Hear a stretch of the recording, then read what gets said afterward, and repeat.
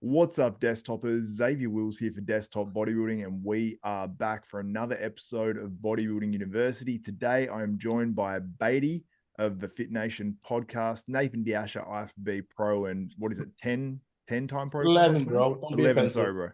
11. And Stanimal Xavier, IFBB Pro bodybuilder as well. Baidi, what's up, my man? I've been on your podcast a bit recently, so obviously first time being on Desktop Bodybuilding. What's been happening? Not much, man. I actually just finished shooting an episode with the boys. Anytime I'm on like a different podcast, I'm like, yo, you guys are much better hosts than me. With the introduction, you got the, the accolades, and I just be getting on there and just bullshitting for like an hour. I don't know what the fuck I'm talking about. No, man, it's really good. Like your podcast, literally, like lately, has come a long way. From watching it months and months ago to where it's at now, it's come a long way, man. You're getting some pretty consistent, nice views on there as well. For like, especially considering you're doing podcasts for like 2.5 hours. I've seen like over 3 hours on your podcasts. Yeah, to be honest, man, like what I was trying to do is just like the same way we talk in private, with the boys. That was the idea. We all know each other already, so this is how we talk in group chats. So we're literally just recording ourselves bullshitting. Sometimes it gets so far, we get a little too crazy to the point I have to go back and edit some personal shit. but anything besides other people's personal business, it's all fair game. So we just go on and bullshit. We don't take ourselves seriously. I'm not a pro, so I can't really take myself seriously until USA is in July. But yeah, so we just go out there and bullshit, man. I like the sport. I love the sport. Guys like Stanimal I've known for a while. Nathan, great guy, and I like guys like Nathan too. Like we talked about that. Like he speaks his mind, and I like people who there's no bullshit with Nathan. Like you don't have to. He's not gonna play no politics. He gonna say what the fuck he wants to say, so you gotta respect people like that. Yeah. And Nathan, like we did a podcast just the other day, and we did a 50-minute or so podcast, and I put out one clip, and it was Nathan. I can't remember exactly what I said, but I put a censored thing over your mouth.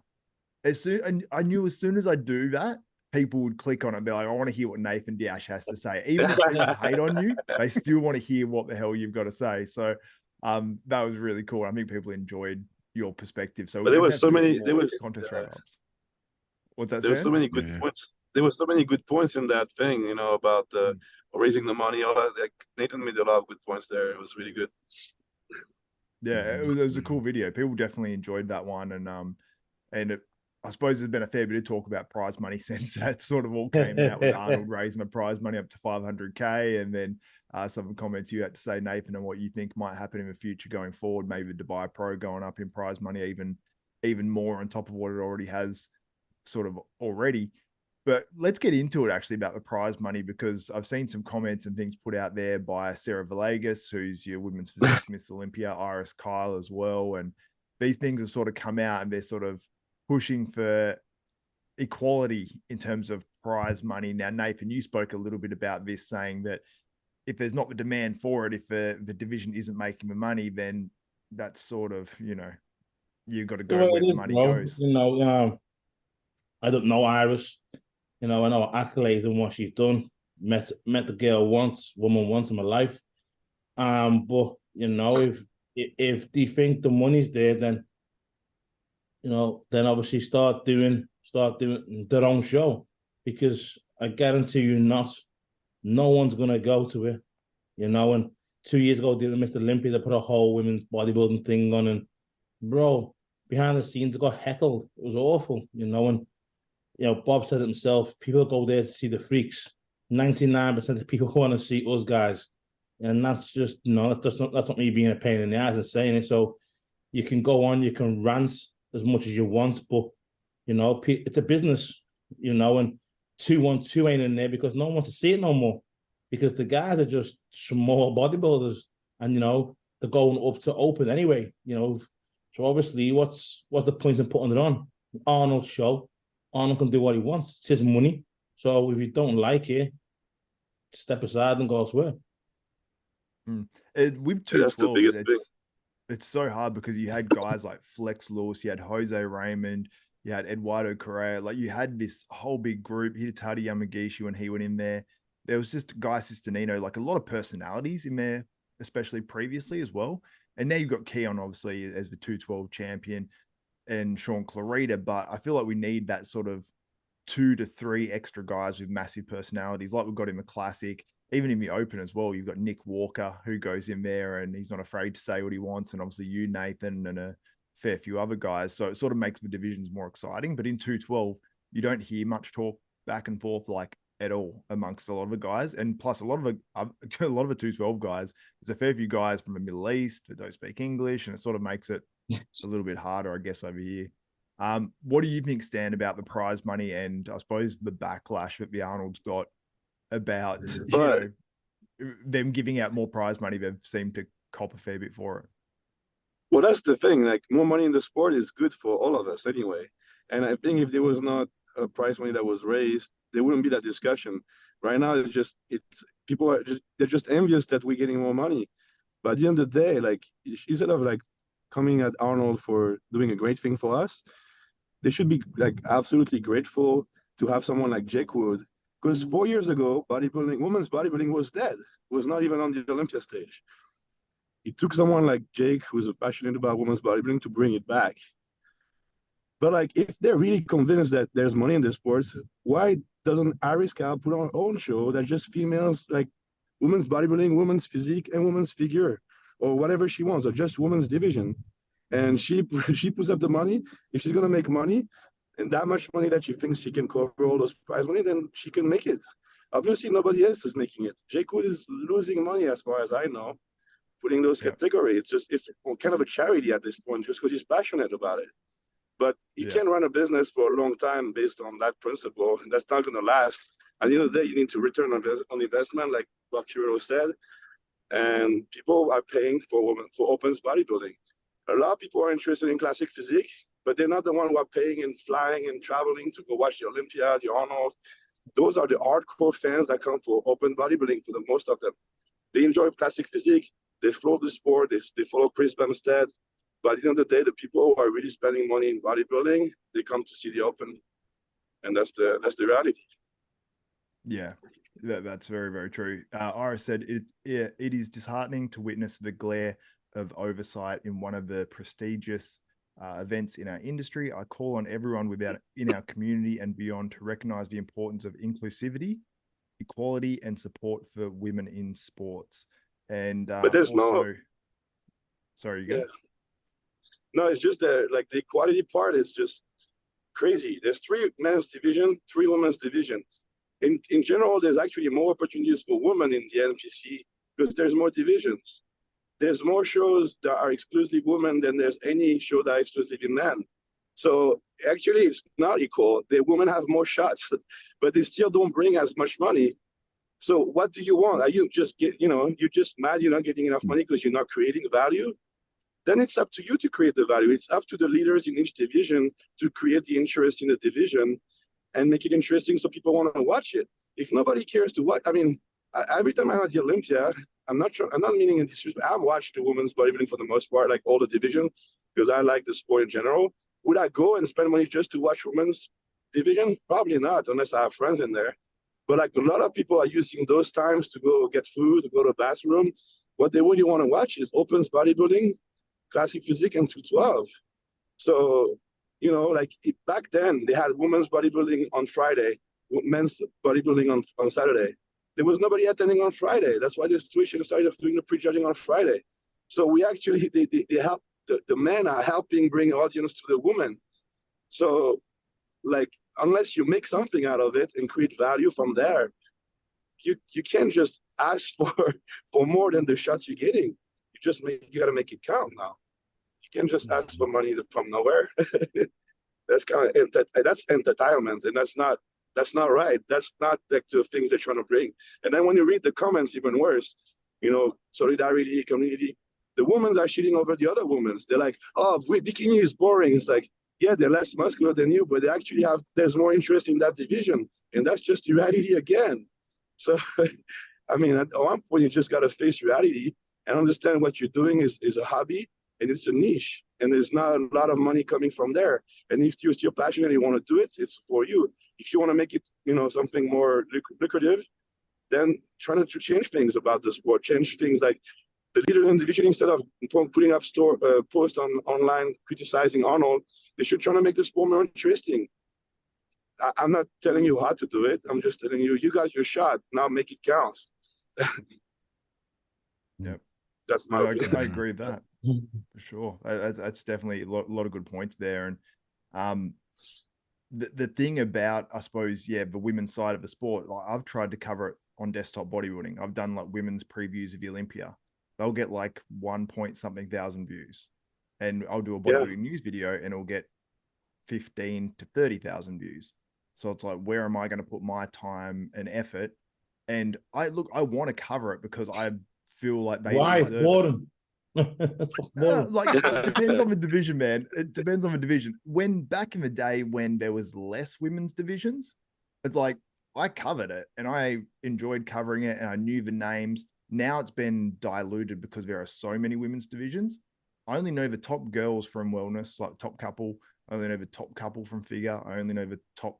Well, I know a few more from bikini, but you don't really get to know the personalities at all. And Jake Wood's doing the best he possibly can. He's putting the women's side out there. He's got his own women's show on YouTube, all that sort of stuff, which is great for that niche side of things. But I know he's putting a lot of money into that TV production for that. And I know that he's not getting the return on it. He may get a lot of popularity with the women and the women's side of things, but he's not getting the return. There's absolutely no way. And like you said, Stan, they'd have to make it more exciting some way. And I suggest on your podcast, Baidi, that they do like a Thursday night at the Olympia, make it a 3-night thing. And Thursday night can be men's physique, it can be bikini, it can be maybe one of these other divisions, just to make it less on the other nights and make it more like have like a DJ there, have it like be like the, where you probably have a lot of the like influencer fan type people will go to because those sorts not even of that, bro. If you followings. just put it on the expo and see who's going to turn up because it's going to be free. Just put it on at the expo. If you do a Thursday night, you have to pay for more money, bigger arena, the same arena, more lighting, all that malarkey. Just put it on at the expo, corner it off, see, and then do £10 a ticket, £5 a ticket, see who goes. I'm telling you what, people ain't gonna go. If it's free, they will go. But if you have to pay a little bit, they ain't gonna go. Then you can see is it worthwhile or not.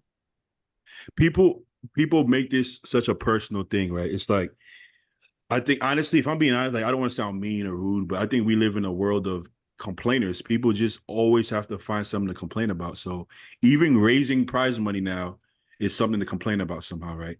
And he's not only raising it for the men. He said that he's going to raise it across the board. That's something that was left out, right? But putting all that aside, right? End of the day, the main thing that trumps all the opinions and emotions that it's Arnold's show. He's just a promoter. He's not IFBB. He's not the Olympia. Olympia has to have every division. That's the Olympia. Listen, there's shows every weekend that have 1 or 2 divisions. Nobody goes to these people and say, nobody goes to Jake and say, hey, why don't I want to do the wings and strength? Hey, Nathan wants to do the wings and strength. Give it an open men's division for Nathan. It doesn't work that way because it's Jake's show. It's Arnold's show. I'm not going to go to Stan's house, go open the fridge and say, hey, Stan, where's the Kool-Aid? Why you don't got Kool-Aid for the black people? The black people want Kool-Aid. You should have Kool-Aid in your fridge. It's like, it's your house. I can't tell you. I can't make you have Kool-Aid in your house. So it's my money, my sponsors.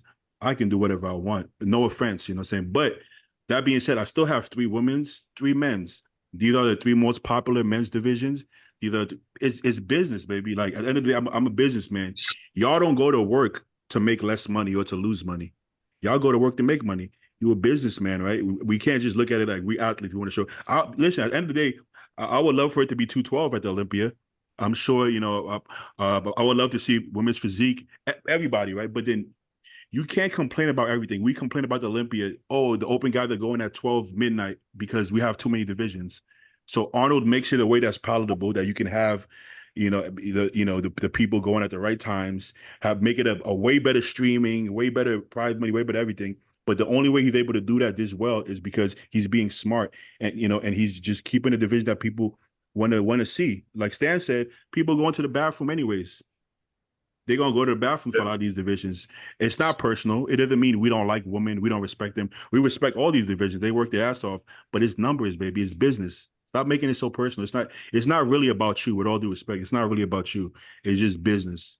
And it is what it is. That's life. I'm sorry, but that's part of life, you know?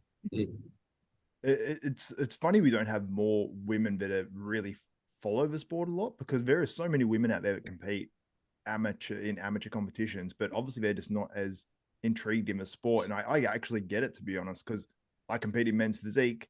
Am I a massive fan of pro men's physique? Not really. Like, I like it and I can appreciate the physiques, and I'm like, yeah, if I'm competing, I might look at those guys a little bit more just as motivation. But really, I'm not following men's physique like I follow classic, 212, open. I'm just not. So it's just not as exciting. And I think part of that is the posing. Like, it's figure. What is it? A front and a back pose. Men's physique. What is it? A front and a back pose. That is it. That is straight up it. And that is not exciting to watch compared to guys actually like flexing on stage and seeing a whole range of poses being compared and doing it that way. I just think that it's, yeah. But I think that's a great. Sorry, you go, Stan. Sorry, I was just saying, like, that's a great point you're making. Like, a lot of people complaining right now, they're not even watching the sport. So the people who are watching, a lot of them are like wannabe or bodybuilders. Like, I watch almost all the shows, like, everything I can. And I'm sure like most of us do. And then, like, that's the thing. The audience is us. It's a lot of people who aspire being bodybuilders who are in the sport. A lot of the women that I know that are competing in bikini, they don't follow the sport. They're going to check the results, but they're not going to go watch the live stream. They're not going to go to the show, watch the results. So if you're not even supporting your own division, why are you expecting others to, put their money out for you?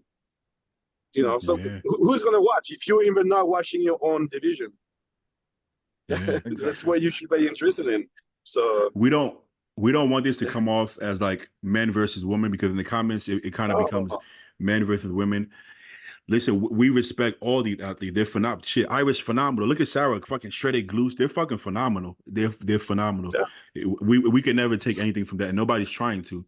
I think the take home is that in a perfect world, we would love for the Arnold to have every division and everybody gets $1 million, but that's just not real life.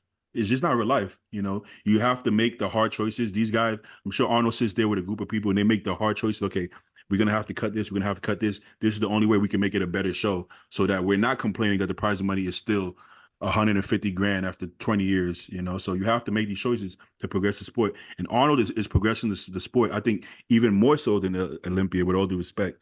So you got to give him some props. And he don't have to earn his stripes. Like, what are we talking about? Arnold is one pioneer of this sport, if not the pioneer. You don't got to earn stripes. He could do whatever he wants, and this is what he's choosing to do. It's equal divisions.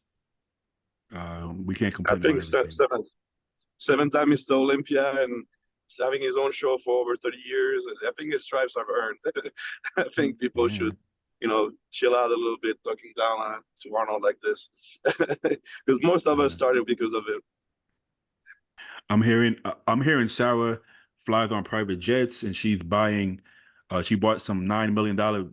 I don't know what the fuck. I don't know where that money comes from, what it is. But hey, man, if she's well off, more power to her. But like Stan said, you could put that money up, as well. You could start your own show. I'm sure she could talk to someone. She offered. I don't know if it says it here, but she offered to put up the money, the prize money for women's physique at the Arnold Classic if Arnold would add it back. Oh! Let's do it then. Fuck that. Yeah. Add that shit. If that's the case, add that shit back. Let's put up the money. Here we go. Let's go. But I can't imagine Arnold being prideful as he is, saying that, yeah, Sarah, give us the money. We'll add it back. He would just go, at that point, he would just be like, I'll pay for it. But putting the money is one thing, but like, you also have to put it up. So, set up the live stream, set up everything. Like, it's good to put up the money, but then do also all the job, promote it, do all the things, but then do it for you. Why don't you do it? Yeah. Why don't you just do the best women's physique show in the world? To become the Arnold of Sarah's put up money in the past, I think, for some other shows. Like, I think, I can't remember amounts, but maybe like 15 grand, maybe 20 grand at some shows in the past. So she's actually has put it, like, her money, or her and her partner's money has been put up for these shows, and she has supported it. And she's one of the few that has put her money where her mouth is, regardless of if she's got it or not. I mean, she still has, the money has still been put into it. So shout out to her. What she Yeah, had to shout say out. here, highlighted by Buys and Tries, says, "You don't earn your stripes just by throwing in extra dollars for men's open. You start with inclusion, start with using your platform to support every IFB category. At Schwarzenegger, it's never too late to do the right thing." Now, she mentions about doing the right thing. And I just sort of wanted to make this point as well to show sort of the opposite side. In Australia, we had the Women's World Cup in soccer. And I think I've mentioned this to Nathan in the past as well. Now, Australian, like these games were selling out. I'm talking like 100,000 people at the games in Australia. And it was like nuts. It was crazy for like a month. And Australia did pretty decent. I think maybe England won. I think England women won or made it to the final. But it was huge. So we got down to the final, I think 4 teams or 8 teams or whatever. And the women actually, at some point before that, started making the same amount as the Australian male soccer players. And everyone was sort of like, some people were like, well, they're not going to make near as much money, but now they've literally overtaken. So it's almost like now they're being cut short of what they should be making. They should be making more than men. So it's quite funny to see it the other way. But when it's in that case and there's such a demand for it and so many people want to watch it, it almost became like a fad thing. Like people were like, yeah, the Matildas, because that's what the Australian women's soccer team's called. So everyone sort of just got behind it. So it's like, in that case, fair enough. Make more money than the men. Power to you, you know what I mean? Yeah. But sometimes when you look at like the Soccer World Cup for men versus women, the male side of it, like I looked at the numbers and it was astronomically more than the females. It was like in the billions, like, you know, X billion compared to a couple of 100 million, which is still huge, but you can't then pay the male players and the female players the same amount unless you're just taking from the male players and what they earn, even though they're bringing in more money, and then just give it to the female players just for the sake of inclusion or diversity. Well, if Sarah's been putting up money, I definitely got to commend her for that. That's dope. 100%. But at that point, you might as well just do your own show at that point. You know, honestly, you might as well do your own show. The Lakers Classic. Mm-hmm. Mm-hmm. All right, but let's. Sorry, I'm go back. sorry. I was just gonna say, I think most of us are kind of just tired of people, the mindset of complaining. It's like we always have to find something to complain about, whether it's good or bad. It seems to be like a mindset nowadays that everything you got to complain about, and I think it kind of gets old, with all due respect. Yeah, especially when things are getting the right direction. You know, you have to be step by step too. You have like more money in the sport, like whichever division is good for all of us. It's a good step in the right direction. So just be patient, do your part. You know, trying to make it more interesting. Do all the things you can do, but like don't be mad that the money is raised. Like don't be envious, don't be jealous. Be patient and keep working. That's all I can think of. You know, generally speaking, we're going in the right direction. It's great for the sport. It's great for all of us. So now we just got to capitalize on that. Because even like if Arnold put the prize money next year to $500,000 first place at the Open Bodybuilding, and if nobody's watching, nobody's showing up, then it's going to drop. It's not going to last. So we're still going to do our part. You know, it doesn't mean it's we have a right to that money. We got to make sure, like, to prove that he's doing the right thing and that's actually making things better. Yeah, for sure. Now I wanted to mention this. This is a video I put out. I need to apologize to Hadi Choopan. I put this out before the Arnold Classic, and I sort of want to discuss a little part of this video because part of my reasoning was very, very valid. Because when you go to this, oops, I'm hearing my voice back at me. When you look at this, so this is the 2019 Hadi Choopan, and this was the 2023 Mr. Olympia Hadi Choopan. And to me, I was like, his aesthetics have sort of slowly been declining. I was thinking, yeah, he's going backwards. Samson's going to win this. He's on the improve. Hadi, you know, while he's improved parts of his physique, back thickness, all that sort of stuff, I don't think the quads are quite as good. And I had my reasons as to why I thought Hadi Choopan was not going to win the 2024 Arnold Classic. And Hadi did like a complete 180 on his physique and almost reversed it and went back, you know, to a package that in terms of aesthetics was somewhere in between this. But what I was mentioning in this video, because I watched it back, were all completely valid points, but I was 110% wrong on what I thought Hadi Choopan would come in like. Nathan, I want to go to you, man. You obviously bet that Samson was going to win the 2024 Arnold Classic, so you have the same opinion, at least somewhat. Are you shocked that Hadi was able to completely 180 his physique and seem to bring in a smaller waist and bigger quads and all these sort of changes to his physique? I had obviously before, because obviously Samson was posting things, you know, on social media, so we all got to see Samson, and that's what you want to see anyway on social media. You know, us guys posting updates and stuff, and Hadi was keeping under wraps. So the package that Hadi bought for the Olympia wasn't the greatest. But then obviously Samson kept on dieting, you know, from the Olympia. So I thought he was going to get a lot harder. But then obviously Hadi must have realized, you know, he was letting himself go. I think he's playing the size game, and now he's gone back to what he knows works. And it was, you know, fucking night and day.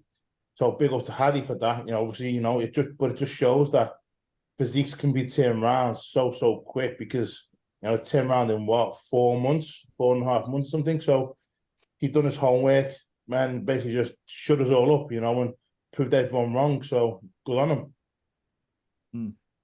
I like how we can actually admit when we're wrong as well. And, you know, we'll say one thing, but, you know, like you said, he shut us all up, you know, and he really did that. And Hadi was doing the whole thing leading into was it the Olympia or the Arnold, doing the whole like that. He freaking did it, man. And I think as bodybuilding fans, we all love it when Nick Walker was talking and saying, I'm going to win the New York Pro. And even him saying he's going to win that first New York Pro, I was like, nah, he's not winning it. I have him like third or fourth or something. Comes in and wins it. And I was happy he shut me up, man, because I love the physique he brought to the stage, the attitude. I'm like, this is sick. And then we get to talk about him going to the Arnold. And then he's like, I'm going to win the Arnold. And people are like, yeah. But he wins the Arnold. And he's like, I can win the Olympia. He didn't win the Olympia, but it was cool because he backed up his shit.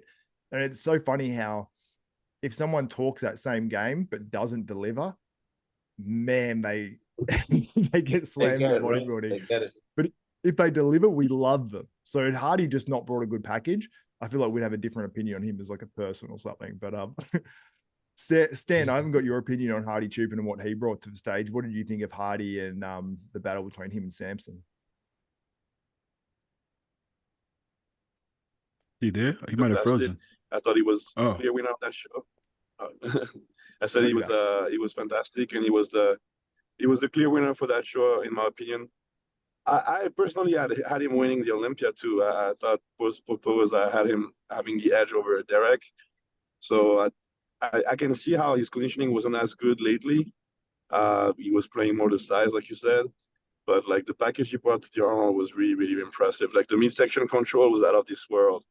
Like he was keeping his vacuum pulled in the whole time. Like, I mean, it was absolutely a demonstration. I love how he did both these poses as well. Like, look how crazy that is. I never thought we would see that from Hadi. And then he does the alternate version where he crunches down on it. But even compared to the years prior, this is still, I mean, you know, 4.5 months prior, his waist is noticeably smaller. And this is a bad angle to make your waist look bigger too, from like that upward angle. So his quarter turn is nuts. Yeah.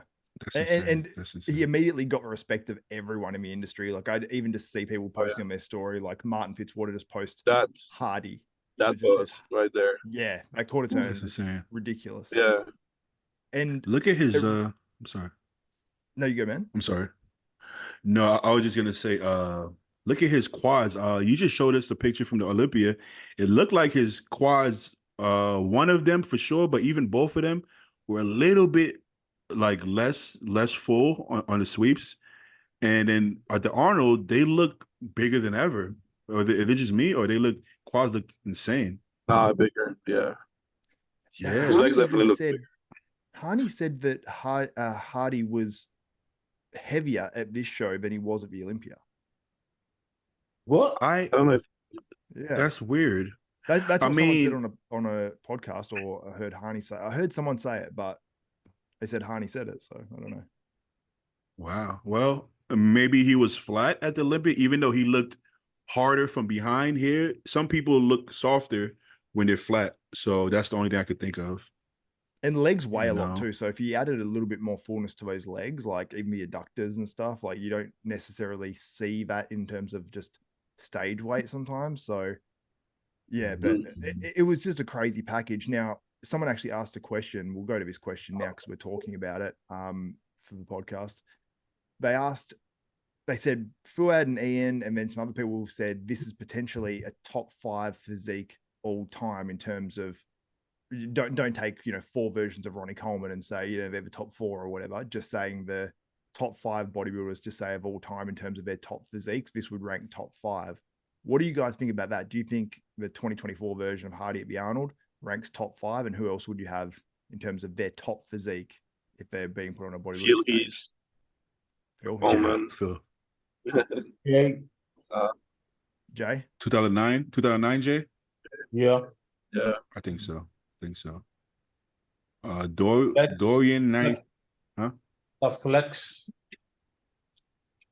When Flex. we 11 should be running the first Olympia. It's hard to put Flex there. Like Flex has like an all-time physique, but because Condition. Never won. Yeah, because he never won. It's tough.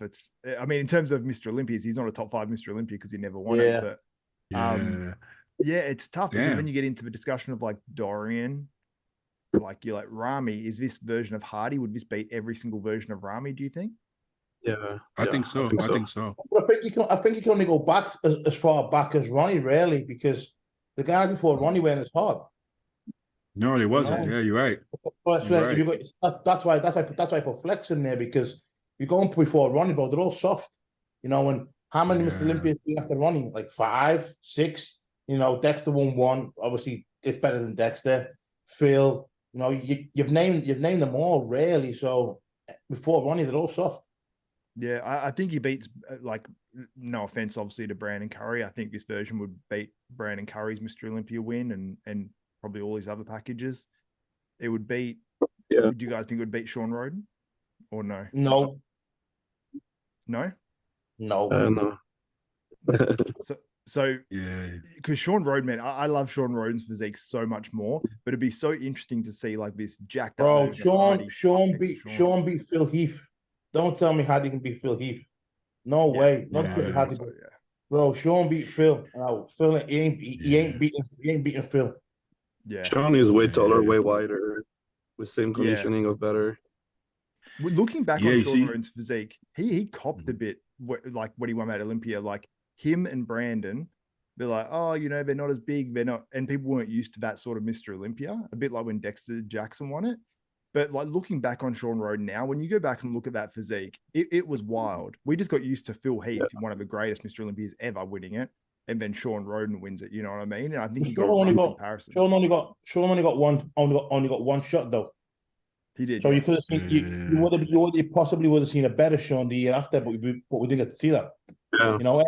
Every Mr. Olympia gets better. You see that. Your first one, you're always good, but then obviously you have a criteria to beat. So you always have to beat yourself anyway. So Sean, if you knew Sean, you knew he'd always wants to beat himself anyway. So the package he bought when he won that Olympia, I guarantee he would have been 20% better at the next Olympia. Because Sean, I think what it is, because Sean didn't have like these freaky body parts, so he was all in balance. So I think because it didn't jump at you. But here's the thing: even though Sean wasn't huge, he never looked small compared to anybody. You put him against people like against Phil. Phil is round, but Sean was actually wider than Phil. So you're looking at it like he doesn't look undersized at all, and he wouldn't have won Mr. Olympia if he looked undersized. Exactly. So wider and smaller waist. Yeah, so as dense as Hadi is, if Sean didn't look small next to Phil, he ain't looking small next to Hadi. You know what I'm saying? So Sean was one of those guys, Stan. I know my friend Michael Galley came out with Charles Lothian to Gold's Gym in Venice prior to that Olympia that Sean won. And he was talking more to me about the way you looked and how good you looked going into that classic physique Olympia Like he was blown away, and he's blown away at your conditioning. And this was maybe 3 weeks out, and he's like, Sean looks good. It was And I'm it like, was it was a week out, 2 weeks out, just a week before, just Oh, was before it? we left for LA. Yeah, just before we left for Vegas. Yeah. So I think Yeah. he went to the Olympia as well, and he was blown away what Sean looked like at the Olympia compared to what he looked like at 1 or 2 Yeah. weeks out. And I remember seeing a most muscular, like a crab most muscular that Sean never really hit. And it was a pre-contest photo. And I was like, he looks lean, but you know, I'm like, he looks good, but I'm like, it's not going to be enough. And then just seeing him on stage and how much bigger he looks and just how he seems to evolve in that last like 1 to 2 weeks, man, that's like Oh, in nothing 1 I've week. seen. I have the video when we arrived to Vegas and he posed for Chris. I should put that up like actually this week. When we arrived to Vegas a week out from the Olympia, and I think he lost 22 pounds during that week.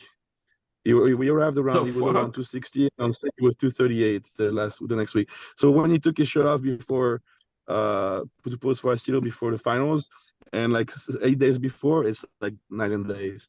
It's like crazy. What the fuck? You think it's like 3 months? It's 1 week. It's insane. When you guys used to go to Gold's Venice, right? I would see Sean, right? I would see you and Sean there, and you would see him like every week. He's getting bigger and leaner, bigger. And you're like, what the fuck? You'll see him like, okay, he kind of just looks kind of normal, and then he's like, okay, he looks leaner but bigger, leaner, and that happens all the way until the show. I don't even understand how that happens. That right? I don't get it. It doesn't really make sense. You know? Yeah, But It's weird. he was not training for a lot of time too. After the Olympia, he would usually not train until like the Arnold, pretty much, and then slowly get back into it, and then crunch it up for the Olympia just after Pittsburgh. he Yeah, I gotta stop training.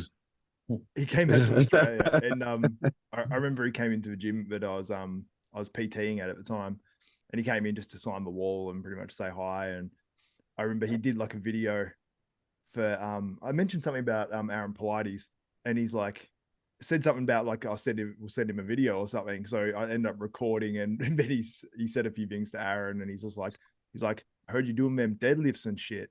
And like, and basically just talking shit to Aaron. Like, he's like basically saying like, you don't need to do deadlifts or something. But it was really funny, man. And he was so humble, so nice. And I just remember him saying, I'm like, oh, how's training and stuff like that. And he goes, I'm not training. I'm like, what do you mean? He's like, I haven't trained for like 3 months. And I'm like, for real? I'm like, how do you still look like, yeah, you look maybe like a little bit softer, a little bit smaller, but still big, you know? I'm like, how does that even work? And then obviously when he would train, and you know, we know like he copped it for those guest posings and the way he looked, but it just goes to show how much he evolved, man. Like he, from 18 weeks out or whatever those guest posings were at to what he was like on stage, it's like completely different person, like the old school bulk and cut. Do you guys ever take time off for training for Stan and Nate? Yeah, I do. Oh, yeah. That might be the secret. I don't. Take up all December, bro. All December. All I December. might try that. Yeah. When you say you have that time off, sorry, you go saying? Yeah. No, what are you saying? Oh, I was just going to say, Nathan, when you have that time off, do you have like literal no time training, or do you just go in there, get a bit of a pump when you want to, and it's like more casual? Just live a normal life, bro. If I want to go and train, I train. If I want to eat, I eat. If I don't, I don't. If I want to go drinking, I go drinking. I just live a normal human life. Probably eat twice a day, and then eat what I want. So you know, there's no point because it's Christmas. I got 2 kids. I got shopping to do. I got dad duties and stuff. So I just live a normal life. You know. Yeah. It's hard for some people to. Yeah, Sean would not go to the gym at all. Yeah. He'd not go at all. Not even step foot in a gym. Who? Sean. He would not step a foot in the gym. No. Sometimes he would show up and just say hi and stuff and not touch anything. Like it was like, oh no, I'm resting. But he got that from Ronnie, because he was sponsored by Ronnie Coleman at some point in his career, and he chucked a lot with him. And Ronnie would take 3 months off, I think, or more. After the Olympia, he would just not train, nothing. So he got that. I don't know how much Ronnie was actually doing, but Sean pushed it to like doing nothing until the Arnold. Yeah. That's hard to do though, you know.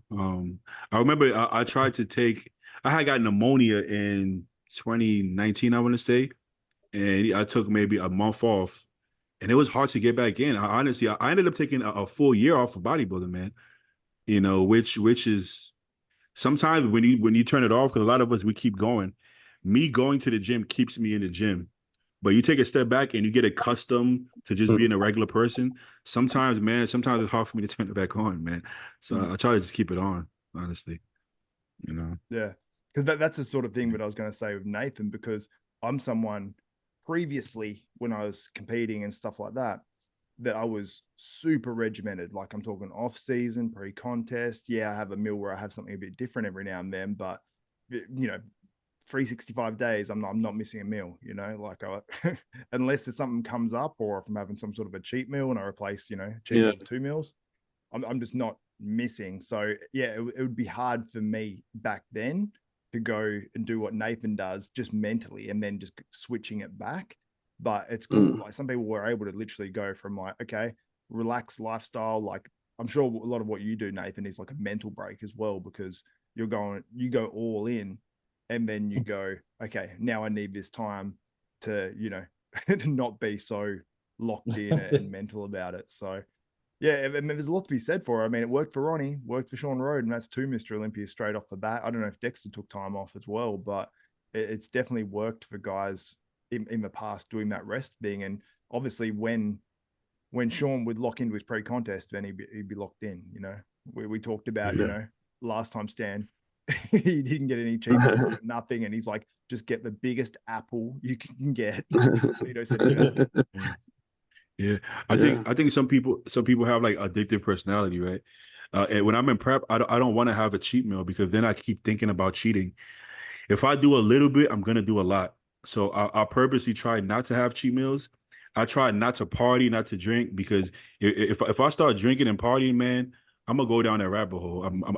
You're gonna see me, you know. I'm gonna go all the way. I'm gonna keep going. So I almost sometimes don't even want to go there, because once I go there, man, it's hard for me to stop it. You know, it sounds bad, but it is what it is. Yeah, I mean, for me, the hardest. You guys, Sam. Sorry, I keep interrupting. I was just saying that for me, the hardest part would be to get back on the 6-meal plan if I was taking a break like that. Being able to keep eating all the food, you know, or get back to eating all that food. I don't know how you do that, Nathan. Easy, bro. Light work. And Nathan, the funny thing is, you're the one that doesn't smoke weed as well, so it's like you don't even have that benefit where you can. Bro, never tried it. Never tried it. You gotta come to Vegas. Come to Vegas. Not my. No, I don't want to. I don't want to be down and all sloppy. Rather be high and. No, you're not down. No, I don't like that. Molly. Plus, it makes you fucking smoking and all your lungs and shit. Nah, bro, fuck that. Fuck that. It's smoking. It's not tobacco. You like Coke or Molly or something like that? Or you never tried it? Yeah, Molly's good, bro. Molly's good. Yeah, Molly. Yeah, I see where. Yeah. Some people don't want to feel like, you know. Me personally, I don't feel down on weed unless I'm already down. But some people only want more uppers to feel, you know. So, you know, I get it, you know. Sometimes I might just mix it all up. I might do some weed, some Coke, Molly, whatever. You know, fentanyl. You know about that, Xavier. Get some fentanyl, the whole 9. Have fun. Roll in there. Started getting worried about running This is why I'm still not pro, right? It is what it is. What are you drinking now? That's this right here. This Long Island iced tea I'm drinking right now. Oh man, I love it, crazy. I used to smoke on the podcast. You know, with Zayd. Me and Zayd used to just smoke on the podcast. You know, Zayd still does. You know, yeah, the whole time. It was so funny in the last episode where he says, like, it doesn't do anything to me anymore. We're like, we're aware. I mean, Stan, does it do anything to you anymore? Yeah, for sure. That's because you got that good stuff. Now, I wanted to mention this guy here, Madelman. What's his real name? I'll have to look it up. But he's moving to the 212. This is him in 2022 from the Classic. Now he's obviously sizing up. Now I want to see more guys in the 212. Like you mentioned, Nathan, it's got a little bit stagnant. But what do you guys think this guy can do in the 212 class? Bro, I like it. I like his physique, right? But he never turns up like he looks on social media. Never. And like I seen this picture a few weeks back where he looked fucking absolutely large and in charge in his gym in his house. He looked massive. But then I'm thinking, then you look back at his previous contests and like you've never delivered how you look on social media. So until, for me right now, he's still a social media bodybuilder. Until he delivers on stage, then, because for me, I had like high expectations, I was following his journey and stuff. And I thought the physique was beautiful, nice and classic. And then, he came in, he was soft, and they started wearing them daft hair wigs to get extra height and shit and all that crap. And then I just thought, like, is he gonna just deliver? And he's just not delivered. So when you see him going to 212, I'm like, is he gonna get as hard as Clarida? Is he gonna get, because these guys are hard. And every time he's been on stage, he just fell way short than what he's meant to deliver. I think a little earlier in his pro career, when he's first qualifying for the Olympia, he came in a little bit more crisp and a little bit harder. I know what you mean. He's just missed the mark that little bit, and especially against some of those guys in the Classic, like you can't afford to miss at all. Like you can't be a little bit off, otherwise you're getting roasted by some of these guys. What do you think, Baidi? I gotta agree with Nathan. I don't think he needed more weight to make. I think he just needed to come in lighter. If I'm being honest, did he need a higher weight cap? No, that showed that he didn't make weight. I think he needed to be 10, 15 pounds lighter anyways, just to be shredded. So he could have continued making Classic if he was getting in fucking Stanimal and Nathan condition or Terrence Ruffin condition or Bumpster condition. I think if he got into that condition, he would make Classic weight easily, if I'm being honest, with all due respect. Yeah. Stan, what's your thoughts? I mean, I've never seen him in person, but like every time I see pictures, like Nathan said on Instagram and social media, he looks great, and he doesn't really bring it on stage. But I mean, I think he got the tools to do 212. Got to see how he turns out this time. Maybe not having to make weight, maybe a better thing for him. I guess time will tell. Yeah. Have you guys seen as long as he's in shape? Yeah. If he's in shape, I think he can do well in 212. I always hear Bob Ciccarello saying that Brion Ansley should be going to the 212. What do you guys think about that? Because I completely disagree with Brion going to the 212. I'm not sure either, yeah. Because apparently Brion still has some weight in Classic now. He still has some room, or at least for the Arnold he was under. And I don't know. I think he needs, especially his legs are starting to fade a little bit. And in 212, those guys have massive thighs. So not sure how this will respond because he's over 42. So I don't know how much he can bring his legs up also. If he was like 27, then yeah, for sure, move up. But if you're over 40, I don't. That might not be the best decision, honestly. Because his weight limit is what, 180, 185 maybe. That means he needs to put on like 20, 30 pounds. Yeah, but I think he has more room. He has more room in Classic, right? Now, isn't it like you're like almost 200? No. In Classic, I think it's 180, 185. Not more. Definitely not more than 185, I believe. Yeah, but didn't they raise it like 8 pounds or 10 pounds recently? I think it's 7 pounds it went up. Yeah, I'm not sure what it was before though. But I think it was 185. Even if he can make 190, he still has to put on like he potentially can put on 22 pounds still. And I don't know. There was pictures of him and Keon last year, training together and stuff. There was already a big difference, and Keon improved a lot since then. So, I mean, it's Mr. Olympia now, but it's quite a bit of a gap. What did he play at the Olympia last year, Brion? 4th or 5th? 5th, right? One of those two, yeah. So it would only make sense if he could legitimately be higher than fifth in 212. So he would have to beat guys like Bajo and Angel Calderon and I don't know the rest of the guys, but Ashkenani. Ashkenani. So he's not mean, by Ashkenani. By condition and aesthetics, yeah, but we're talking about a lot of density here, man. It's gonna be too much, I think. I don't know. No, I agree with that, because I think if once you put them side by side, just like like some people saying C-Bum will be top 6 in the Open Olympia. I'm like, you put a top 6 Open Olympia guy next to C-Bum and you'll see some difference, you know? Like, I mean, even Rafael. Yeah. If you put Rafael next to him, he's not even top 6 yet, and I think there's no comparison. Yeah, exactly. Shit, Regan, they still said Regan was undersized, and the guy was almost 270 on stage, shorter than Buster. Well, he was 254 at the Olympia, I think, 255. So, well, so he's 10 pounds heavier than Chris, and he's what an inch shorter than him, and he's still undersized. So how would C-Bum be? You know what I'm saying? It's just it doesn't work. I think like the side chest for C-Bum, I think that can be comparable because it's such a dominant, sick shot. And if the front lat spread as well, which he doesn't get to do in Classic, apart from in his routine, that can also be a good shot. But there's shots in other angles where you'll go, yeah, okay. You can see the size difference. While it might look big enough in Classic, in Open, you will see the clear density difference. Like just put Nathan next to, or Stan, or, you know, you guys next to C-Bum on stage, and you would see a density thing, you know, you'd really notice it. Yeah. I think if Chris wanted to do it and he took a whole year with Hani, then they could break top 10 potentially. But right there, just like that, feeling out, I don't see it. I don't think people realize, especially like people like Tyler said that Hadi needed more legs after the Arnold. So imagine any guys coming, like the difference between the legs in Open and Classic is just this huge gap. Huge gap.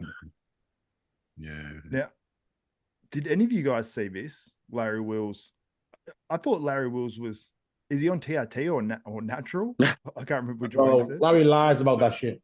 Not anymore. He's not on TRT now. He's back. He's back into. Oh, he's back. I thought so because he's doing 675 pounds here for 14 reps, which is just like. What I will say is, me and Larry grew up together. He's from the Bronx, right? So if I'm being honest, when Larry was small and natural, he was still the strongest guy at the gym. So I think we all know, like, gear doesn't make you the strongest guy. It makes you a bit stronger. Larry is going to be strong, whether he's small, big, TRT, trend out. You know, he does it all, but he's never not strong, honestly.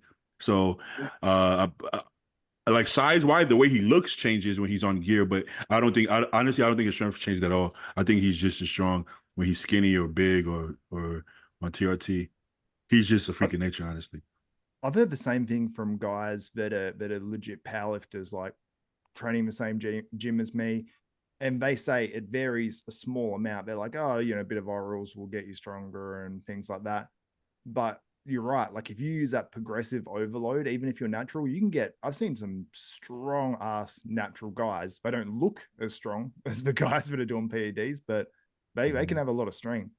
Nathan, do you notice huge differences in strength, or is it more just because you start when you start on stuff, you start pushing food too, you know, and training? I know, and also as I get heavier, I get weaker myself personally. Like the heavier I go in weight, whether that's like cardio wise and stuff, like just and the joints under pressure. So that's why I try and stay within a reasonable weight, so I can lift and I get a bit more denser. But I wouldn't say it's a massive thing, like, but it does help slightly, you know.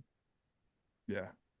Shit, for that, honestly, if I'm doing a deadlift PR for reps, I would get less weight in reps when I'm on cycle, because I wouldn't be able to catch my breath or even get down in position. You know, when I'm on a cruise, I actually sometimes hit, you know, heavier weight for more reps on like leg day and back day, just because I'm not 300, you know, over 300 pounds. When I'm like Nathan said, when I'm over 300 pounds, shit, I start to get weaker. I gotta be honest with you. I'm not that. I get weaker. So I don't know. But do you still do cardio? Yeah, but I do 30 to 40 minutes of cardio off season, man. I'm fat, bro. I'm just a fat guy. It's just kind of how my body is. I gotta I gotta do cardio all the time, bro. Pre-contest, 2 hours plus. You know, Fuck. it's one of those. It's fucked up. Yeah, it's just really fucked up. Yeah, but it is what it is.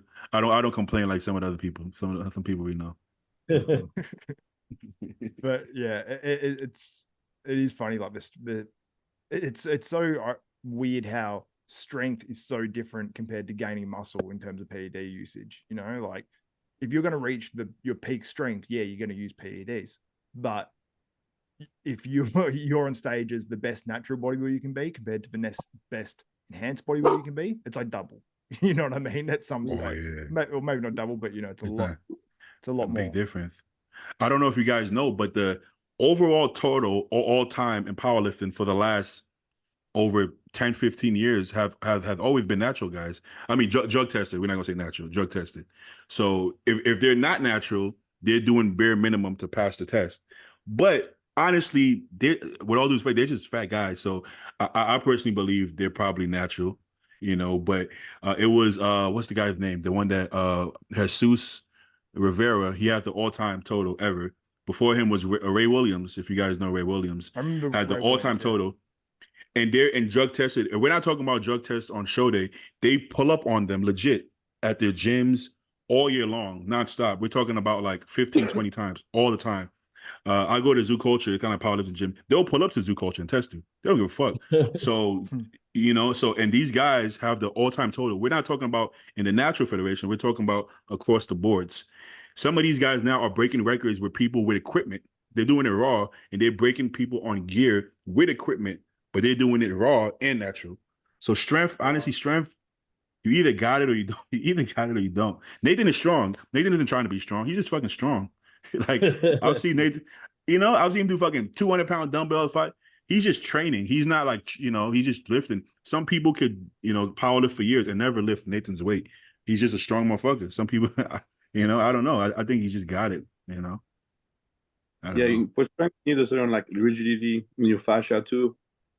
If you're hypermobile, you're just not gonna have that strength because you just gonna have to compensate that lack of rigidity from your fascia, from your muscle.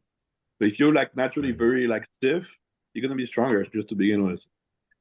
Yeah. If Nathan did like a powerlifting, like what do you call it? What do you call it? The cycle for the show? What do you call that? Whatever that training style system for a show, you would probably go break a bunch of records. He just doesn't give a fuck about that. Yeah, you know. So the week after he would definitely. That's crazy though. That doesn't even make sense. The next video, Xavier, I got 220 though. Which one? For like 5. You go up. Go next one. Go up. That's 220 kilos? Here? What the fuck, bro? Like, you see what I mean? 220. That's insane. What's that in pounds? I'll work that out. That's like double 5 plates. That's like 5, like 5, yeah, 500. 195. Yeah, 500. Yeah. I mean, like we've all seen him do the craziest shit, but honestly, it's like he's having fun, right? Like I don't want to speak for him, but it looks like he's just having fun. He's not even legit like trying to go out his way to be this strong person. He's just working out. You know? Yeah, just me and the boys just lifting shit, right? Everyone messaging saying, "Bro, don't go so heavy. Don't go so heavy." I'm like, why else you go to the gym, bro? You go to the gym to fucking just to lift weight for fun, bro. There's money on the line. With Nathan, you can make sure the bet any lift behind every. Yeah. Shit. I'm sure, like, if Nathan goes on TRT right now, he's still going to be way stronger than all of us. You know what I'm saying? He just is. Yeah. Do you guys find that being on or being off, you're more prone to injury? Like, do you feel like you've still got the strength when you come off, but maybe you don't have those recovery abilities and maybe you're a little bit more vulnerable to getting injured? Or do you guys sort of change your training to cater for that? Nathan? Well, both my injuries I've been off, and they were like fluke injuries, you know. There was like fucking one was just assing around with kids throwing a football, and then the next one was just doing like a photo shoot. and do ask around on YouTube. So both the injuries really have come while I've been off just doing normal everyday shit. I think when you're in the gym, you know, and because the movement's just A to B, it's very hard to get hurt unless you're a total fucking moron. You know, when you're banging weight that you can't even lift. It's just stupid. That's why I think for myself, if I go heavy, I tend to have people around me passing the bars or just spotting me in general. They're not holding the bars, nothing. They're just there in case anything that goes wrong. But you see a lot of people like ourselves in a situation who can seriously lift. You know, you don't get injured in the gym. It's always just the flukiest thing. And you look back and you think, why the fuck did I do that? And it's just like, it never happens in the gym, I don't see. Yeah. It's like the Branch Warren thing. Like he the way he did his knee leading into that Olympia, which he missed, and then he came back and won the Arnold the next year. I think he just slipped on some ice, you know, like you hear so many stories of things happening like that, you know, bodybuilders are used to certain, you know, planes of motion, you know, we're used to that bicep curl, used to that press, and you get so trained into those movements that you know, go and grab something like that and you tear your pec, you know, something really random. So yeah. But it's like you said, like, sorry, go ahead, buddy. No, you go, Stan. No, but I was gonna say that a lot of time, like the injuries, they come from like stiffness. The fascia just get densified. So if you're always training the same way, the densification happens on the muscle, like to help make the lift more stiff, more rigid, so you have more stability. But now you're doing normal movement that don't just lifts, and you have like something slippery, something that just goes out of the normal range, and that's when stuff happens because now you have tensions like pulling on the muscle that are not supposed to be that way, but now, and so then when you create another tension on it by slipping or something, now it creates a different tension on the joint, and that's how you get injured. And being stronger or not, it doesn't make it more dangerous. It's just when you have more weight that you're lifting, the damages are going to be bigger than if you're lifting less weights at the end of the day.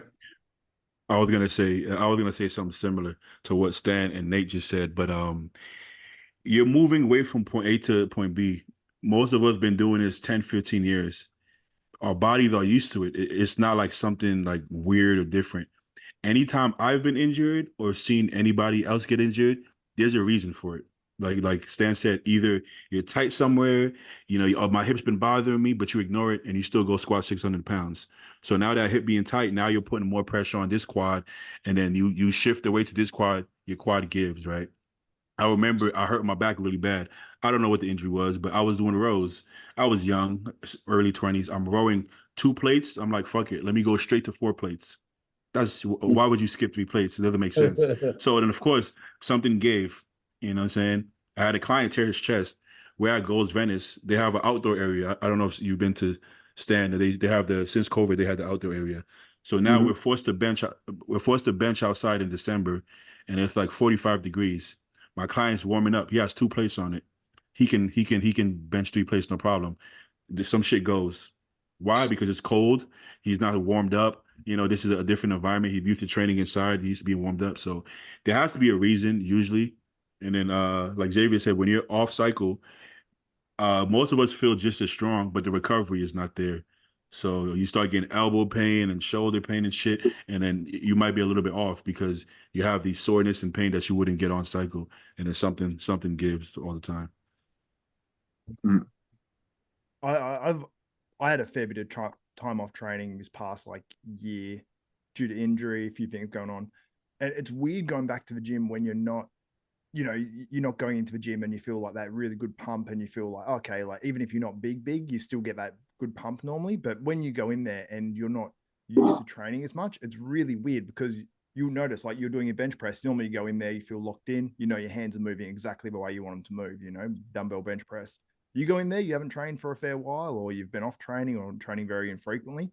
You go in there, you don't have that same movement pattern. It feels like it's so much more risk of injury because at the same time you go back in there and go, yeah, I'm going to go easy. But then you start training and you're like, oh, I'm not here for no reason. So you start training harder and harder, but you just know like you're at more risk of injury when you're, you know, if you've been someone who's going on and going off and stuff like that, when you're off, that's when you hear a lot of injuries happen with guys, or the alternative is, I know some guys that have got on for the first time and they get a lot stronger. And probably part of that is they're eating more, plus they're training a lot harder, plus they're on, and, you know, they're holding fluid, and they'll notice like pains in their forearms when they're like training and got more weight. I'm like, well, dude, you're handling like 25% more weight and you weigh an extra 25 pounds. So shit's going to happen. You know, if that happens in 6 weeks time, it's, well, that's, yeah, that's another element that you're saying right now is bringing up is when your strength grows faster than your tendons. Your tendons, it takes a lot of time for them to really get accustomed to the heavy weights.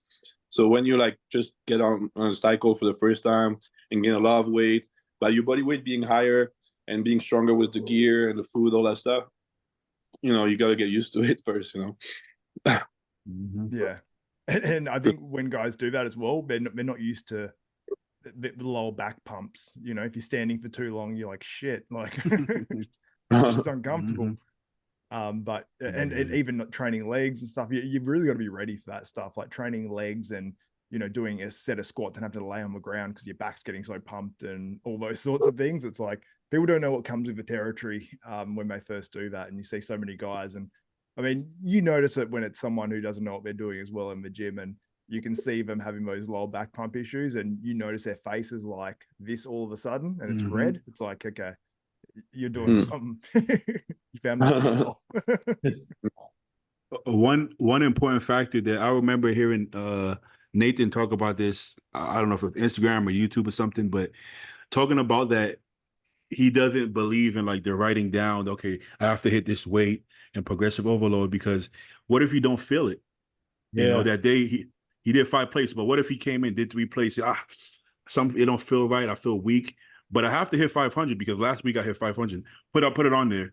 That's how you fuck yourself up. That's it, bro. I saw people the other day. I done a seminar the other day. People were saying, you know, they believe in the whole logbook, but so many factors come into place. People don't realize this, you know, whether you're hydrated, you know, whether you eat the same food, whether you fucking fucked your missus the night before, or you just got a BJ early on the day. You know, all these, it's just stupid things, or you're depressed or you're down.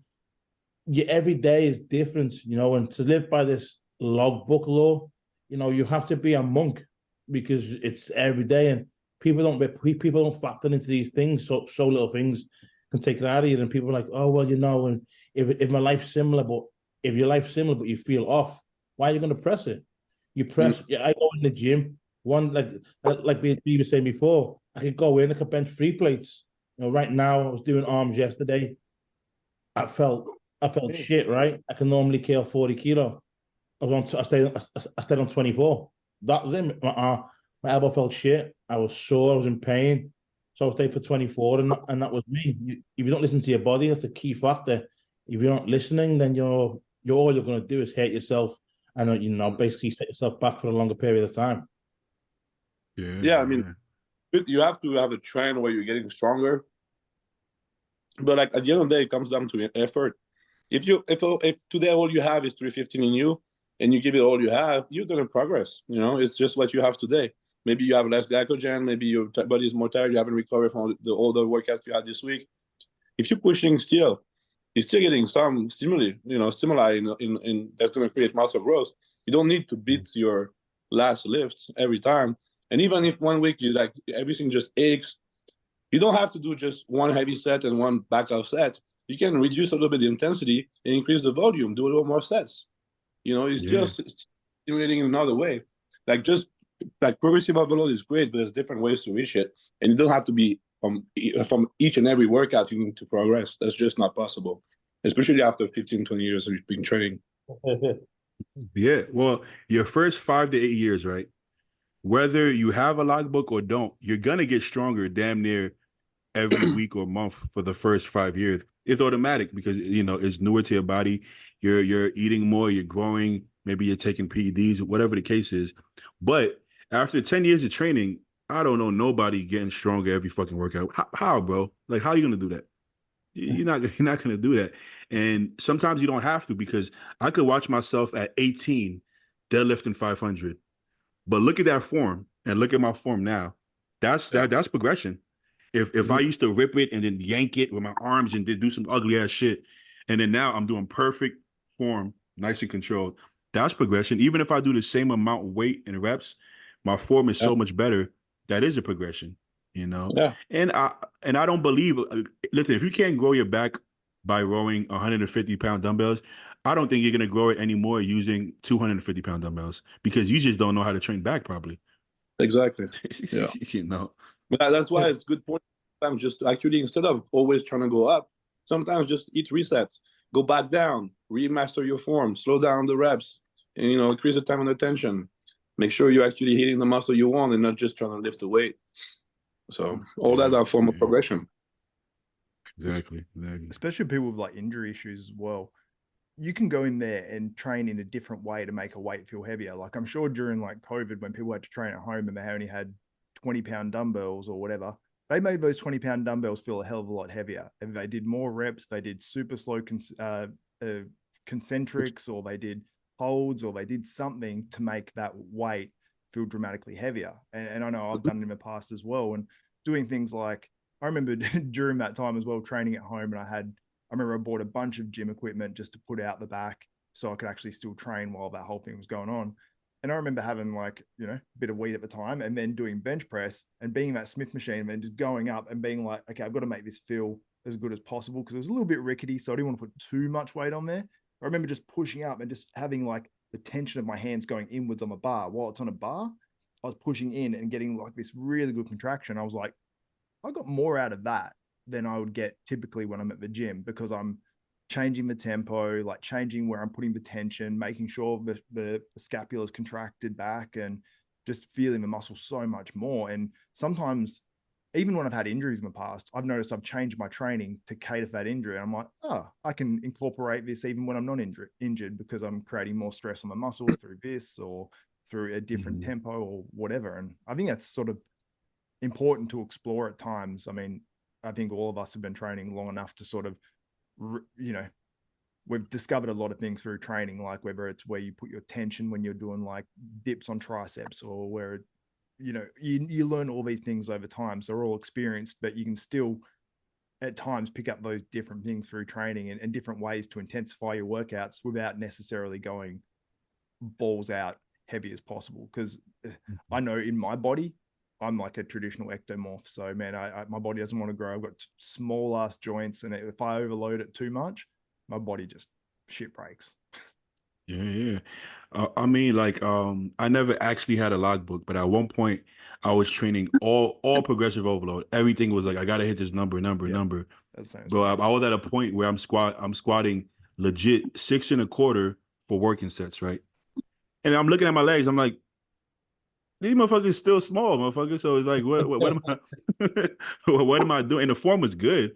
I'm like, what am I doing? I'm like, yo, at that point, I'm like, if I can't get my legs big from 4 or 5 plates, it's not gonna happen from 6 1/4. So maybe I gotta just learn how to actually fill my quads. And now, honestly, I get more from pendulum squats and hack squats, if I'm being honest. It is what it is. I don't know if you guys squat, but it's like sometimes it's like, my ass and my lower back was getting fucking, swole, but not my quads. So I personally don't free squats either because I tend to use my glutes, just like move my hips too much and use too much glutes. So I have to learn how to really bend my knees and activate my quads. Same thing. But like, I think I watched Nick Walker was giving an advice like he was like, oh, I used to bench like incline bench 4 plates. My chest was shit, and now he's doing 2 plates and he's growing because now he's actually really focusing on his chest. He's squeezing each rep. You have to learn how to really connect with the muscle you're targeting. You're just adding more weight at it. If you're not using your chest, using your shoulder benching, more weight on it is going to give you more shoulders and not more chest.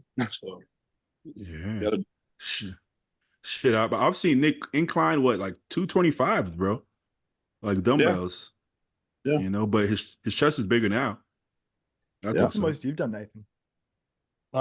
Incline dumbbell or what? Yeah, dumbbell. 100 kilo for like 7 or 8. Holy shit! 220. 200? That's crazy. That's 220. Yeah, that's crazy. But that's insane. I get 90 kilo on a regular basis every week. Like, yeah, I've seen that. Yeah. Man, shit. The hardest part is getting that bitch up, getting that shit up to your fucking.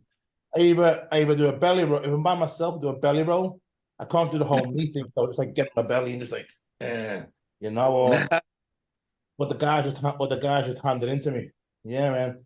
So I always train with two guys, and they just pass it in. But I don't know. I like chest, you know, and so for me, it's as long as I can get 8 reps out of it, 7 to 8, that's enough. And I wouldn't go no heavier than 100 kilo, but I just don't see the point, because I'd say like the last 2 reps are always like a bit slightly forced, and I'm not using my chest. I'm using more of the over antagonist muscles, like, you know, my legs, sometimes my glutes and my shoulders to push it. But it depends on how I feel. But my strongest time normally is I'd say, but when I'm in prep, right? Like the last 6 prep, 5 weeks of prep, that's when I'm strongest.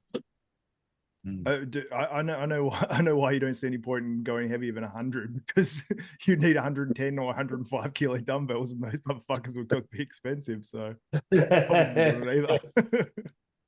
That's yeah, crazy. That's crazy. But I just do it, bro. It's like the guy said before, that they don't squat, but I've gone back to squatting myself personally. You know, for me, I was the same. You know, I was like James, squatting 8 plates for like 7 to 8 reps. But I didn't feel it. I could get up and down.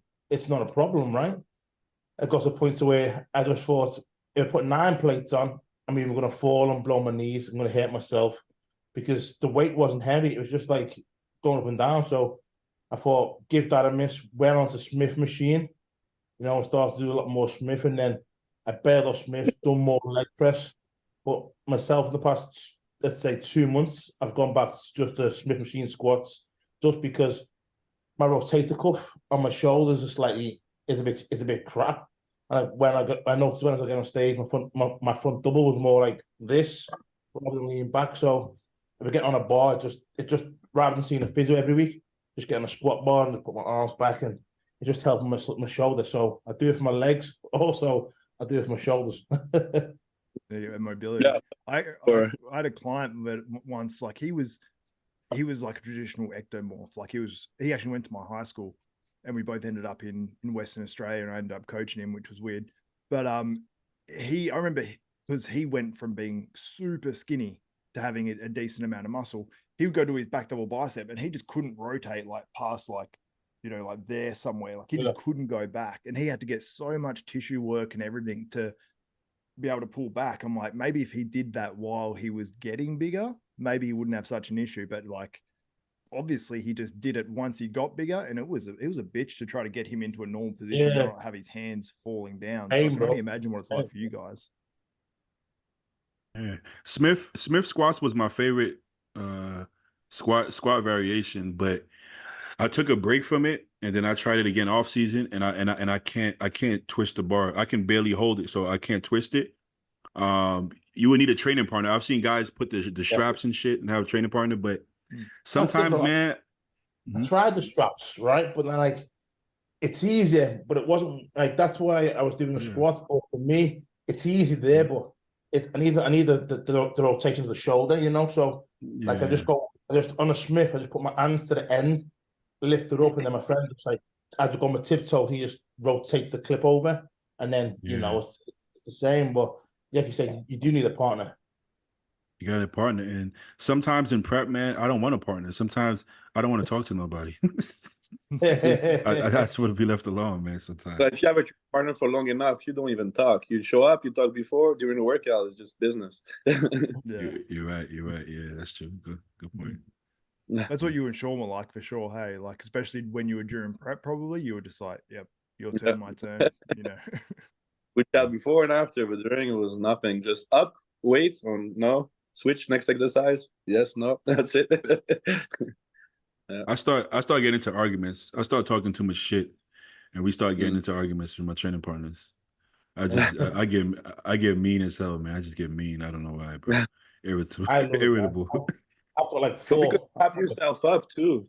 Like when you're training, like especially when you're dieting, you got to hype yourself up. So you get anything frustrates you. You get more angry at anything. I mean, personally, I noticed that. I try to, like, when the gym, I'm here to tear shit up. So, you know, I'm like on that mode. So I use everything to get angry. Yeah. See, I feel like in the UK, like I feel like Nathan's training partners, I feel like they can handle that shit talk. From what I've seen, you could talk shit. You could be you could be an asshole, and they'll be cool with it. They won't take it personally, you know. Bro, it's just I know like when I train the guys in America, bro, they don't have like a lot of banter, you know, and you can't take the piss out of them. You know, like we have one guy's old, but he's just there, he lifts the weight, bro, and you see his form's fucking awful. But he knows his form shit, but he still tries, right? And we just take the piss out of him all day. And it just lightens the work, but because a lot of us have that switch to where when it's my set, it's game time. When it's yours, it's game time. But if it's not your set, just take the piss out of everyone, you know. And that's just for me. That's like that's fun because I don't take pre-work. I don't need to be hyped up, bro. Like I'm always angry 24/7 anyway. So for me, just getting in the gym and just fucking shit up is just fun. Yeah. That's that's what boys do. Boys talk shit, man. That's part of that's what we do.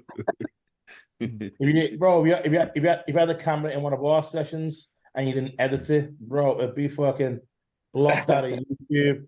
You'd have all girls saying we were feminine, we were anti-feminists, you know, we were LGBT haters, we were racist and shit.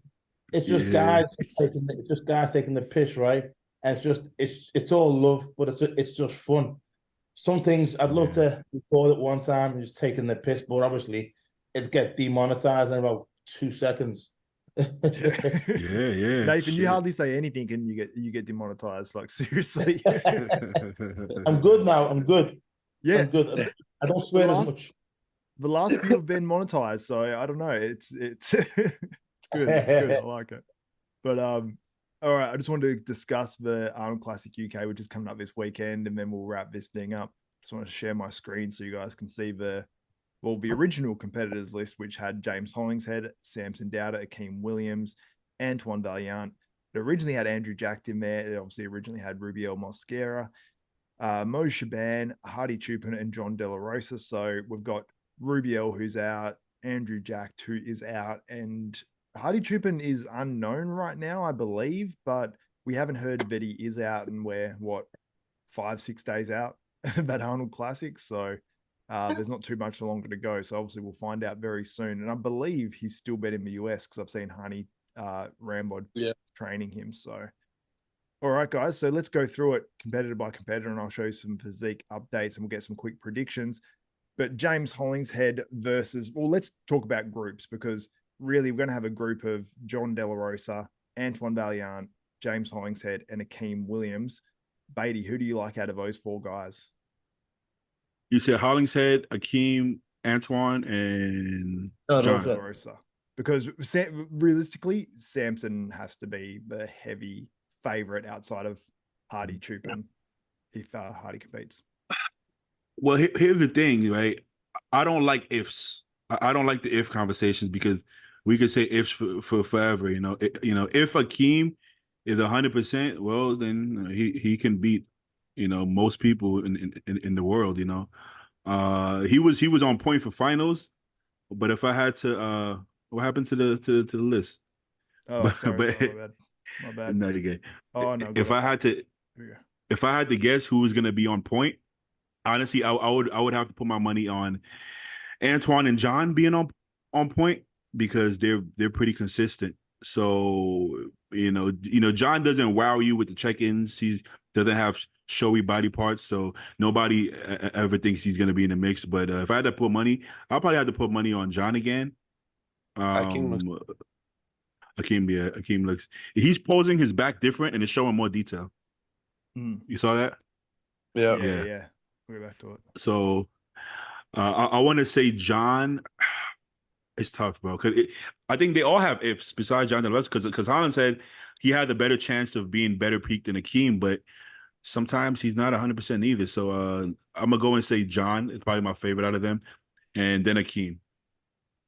Yeah, I agree with that, man, because you got to remember as well, Akeem actually beat John at the finals at the Arnold Classic. Yeah. What do you think, Nathan? He did.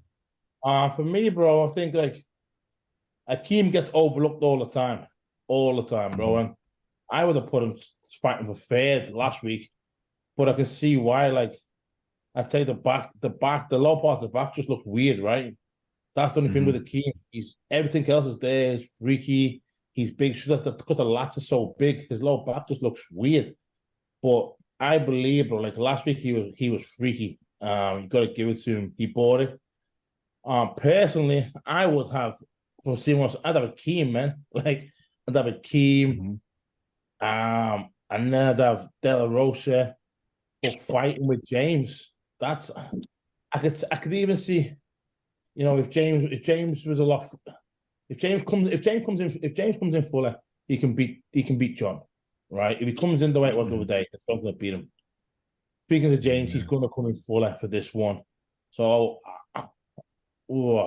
fuck it. I go Akeem, De La Rosa, James. You know what's crazy? De La Rosa, James, yeah.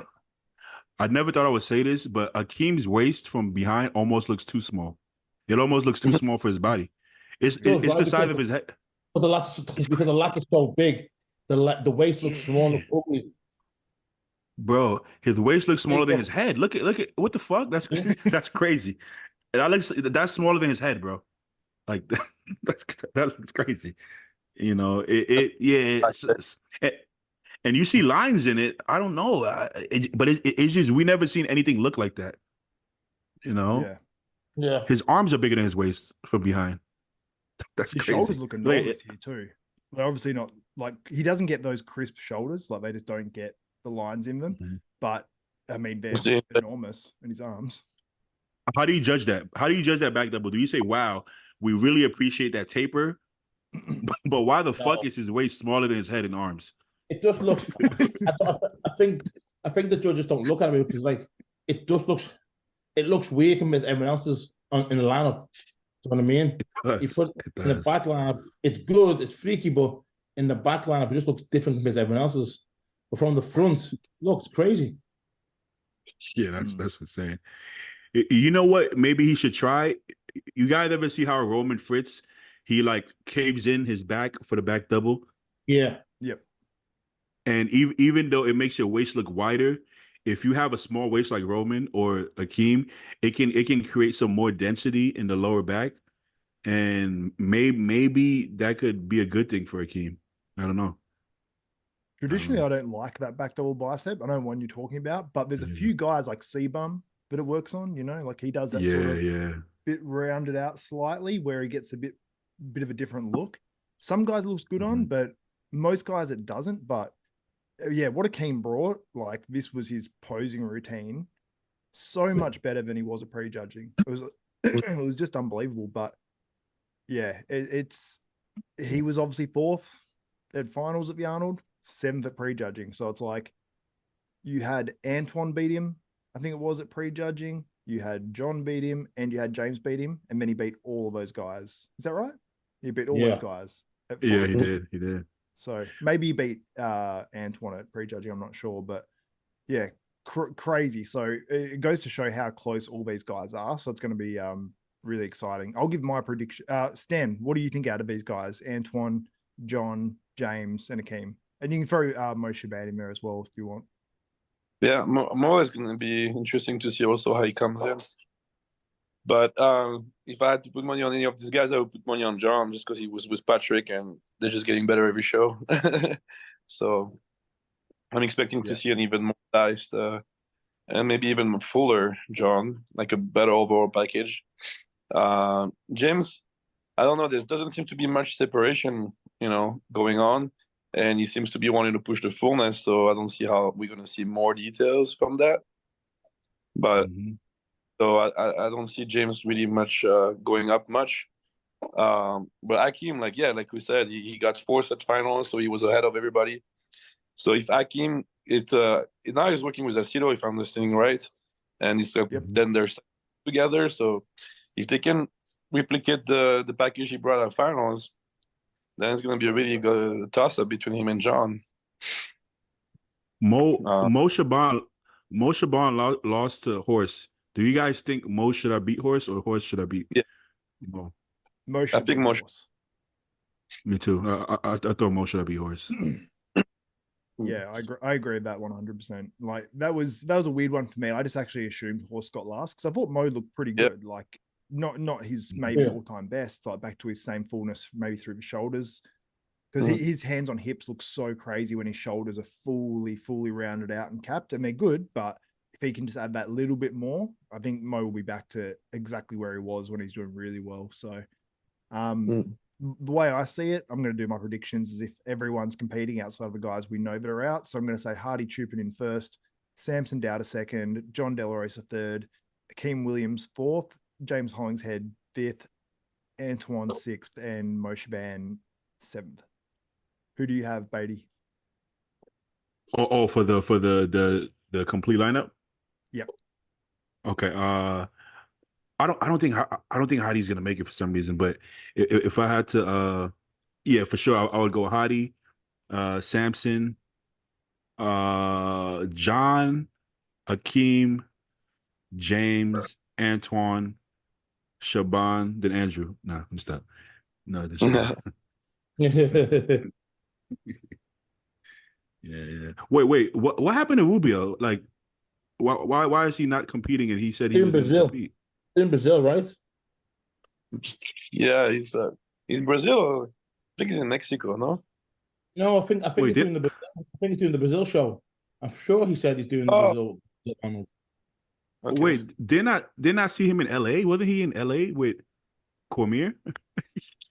He's everywhere. He's everywhere, but the shows. I think it's Cormier. So, maybe they were in San Diego, but I thought they were in Mexico because I don't think he can come to the States. He needs a visa. So wait, where was he when he was with Cormier, Brion, and he was with Cormier? I think that was. Okay. Oh, okay. Well, but I might be wrong. That's what I understood because I thought he need a visa to come to the States. So he's just by the border, so Chris can come and go train him and stuff, and go back and forth with San Diego to wherever in Mexico. Well, if he's in Mexico, he could just walk across the border. Yeah. Wow, to that. Yeah. No, but I was gonna say, well, he told Steve he was gonna do New York, and he shook his hand and took a picture. So I think it's in his best interest that he shows up to New York. You know. Yeah, but 10 weeks, so it's approaching. Yeah. Well, let's 9 see. weeks. Yeah, man. Well, he's gonna do well. Whatever show he chooses, I'm sure he'll do well. I don't know. It's been interesting because he was at the show with Horse MD, and people were expecting a lot from Horse, and then he got like 8, 9 out of 10 at the Arnold. So we can't hear Xavier. I think Xavier's talking. I muted my mic, man, and I forgot to turn it back on. I'm back now. When I was talking, I'm like, I asked Nathan for his predictions, but he's just not saying anything. For me, bro. Hadi won't do it because US and UK fucking governments are slow on the visas, bro. So if you ain't got one now, you ain't getting one, more than likely. So I'll go Samson. I'll go Akeem, De La Rosa, James, Anton, top 5. He's not including anyone else after that. No point, bro. I only care for top 5. Once that's no one. What's the point of everyone else? No point, right? No. It's only 6 people. Only 6 people in the show. Might as well give top 5, right? No, there's more, right? There's more. There's 7. There's 7. There, I think that's but I don't think Hadi's gonna show up. So it's gonna be 6 guys. Yeah. So Shaban, I thought there's more. I thought this just on top, and the 3 at the bottom, minus Hadi, and you replace with Antoine, and that's it. That's 6 guy. Yeah. It's 7 if Hadi does it, 6 if Hadi doesn't. I mean, if Hadi and Samson dropped out, because there's no guarantee that Samson gets on stage. Most likely is, and he's planning on doing it. But he's doing Samson's doing it, bro. Samson's doing it. But what I'm saying is, you never know. Like every year at the Olympia, pretty much you get someone dropping out at some stage. So you never know. Someone guaranteed. It's a guaranteed 150. You would be stupid. 150. Yeah. Okay. 150, right? Or a 100. Yeah. Yeah, I know it's at least. You got to, 100, yeah. Bro, You gotta show I up. heard You gotta show up. 115 or listen, 120 or if something. Samson goes there, 40% worse, 30% worse than last week, he still wins it. Still wins it. Yeah, you're right. But listen, Samson's missus, bro, she knows what she is doing. People are talking like, oh, they don't listen. Samson's missus bought Samson into bodybuilding. This woman knows what she is doing. So all these people is she a prep coach? Listen, you don't need to be a pro coach to prep somebody, right? They're like, he should go with this person, that person. His missus got him to where he needs to be, and then only then did he get a coach. So all before that was Samson, bro. So don't count her out and she believes in conditions. So I reckon you'll see a better Samson this show, than you did with Patrick. I agree with you. Me too. Yeah. Milos. Don't throw Patrick under the bus. So you'll see a better Samson for sure. Yeah, I agree with you. I think because he even said he prepped him for Prague and Romania, and Prague was probably his best conditioning to date. Yeah. So, yeah. Sure, bro. Man. People don't know what it is though, because she's not somebody who's got a famous name. That's they think you have to go with the name, but these people who are all famous in the sports started off somewhere. And bear in mind, she's only got something to look after. She sees him every day. She wakes up, she goes to bed him. And I was there at Prague, and she was telling him, bro, listen, book up your shit. Do this. She's on his case, bro. Like, she's on it. I believe, man, she's on it. Yeah. I think, but I gotta agree with Nathan. I think he's gonna look better. Mm-hmm. Yeah. No, I agree. And you mentioned as well that he obviously Mel prepped him for those, or at least did his last minute prep for those shows in Europe. And Horse MD also did his own prep for that show in Europe that he did. And those guys did look better. So their physiques would obviously look better doing what they sort of know, especially that last minute prep. I know that Luke Wood back in the day, who was an Australian IFBB pro, he used to work with Milos. He used to get super shredded, and whatever he and Milos did really just didn't work. Whether it was, just his physique, because I've seen Milos, load guys up and they look crazy on stage. But then I've also seen the opposite as well, where we've seen Horse MD and we've seen Samson at times just not nail that peak, because a week out, realistically, Samson was looking better than he looked on stage, in my opinion. Not that he looked bad on stage, but I thought he looked harder a week out. It was in that Pittsburgh gym lighting as well, which is, if you look at the other bodybuilders that competed on that stage 3-4 weeks out in that same lighting, they look like crap compared to what they actually I don't know why anyone even goes there. I don't know why you go. You look like horse shit. I'd be like, don't video me. Everyone looks terrible. Like, it's just like, I've been there myself and I look like 16 weeks out. Everyone just looks bad. Yeah. I think Nathan made a good point about this thing about who's the big name coach. That's just popularity, right? What does that even mean, right? Because a week ago, Milos was the best coach ever, best coach in the world. Now everybody thinks he's the worst coach in the world. Fucking 1 week later. You have to be careful of the hype too. You see some big names sign up with a coach, you make some big progress, but look at the results at the end, who did bring in really great shape? Like, everybody gets pretty criticized. I mean, Berouz is the one, but Berouz is Iranian, and he's got like that. He's shredded, so, always shredded. We saw Regan at the Olympia coming in good shape, but that's 1 out of 3 show last year with Milos. So, when did we see Milos constantly bringing some people in outstanding shape? It doesn't seem to be really his forte. He's more exactly for the fullness. And it seems like, I'm not sure what they've done, but knowing what he's famous for and all that stuff, it seems like what they've been doing, a lot of the carbs that Samson was absorbing, they were sitting in his stomach. I think that's why it was kind of pushed a bit, because I think they're just pushing a lot of insulin, a lot of carbs, and when you're putting the water, they can't go anywhere. The carbs can go anywhere if you don't have enough liquid in your body. So I think it was sitting in your stomach a lot. And then you get that watery look, soft, you got that water around your stomach, you're not as sharp, you're not as full either. Like it's that, middle ground type of look that's like off.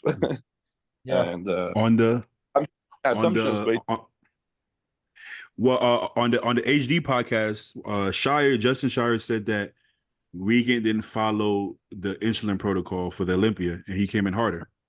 He didn't do it. He didn't do the insulin.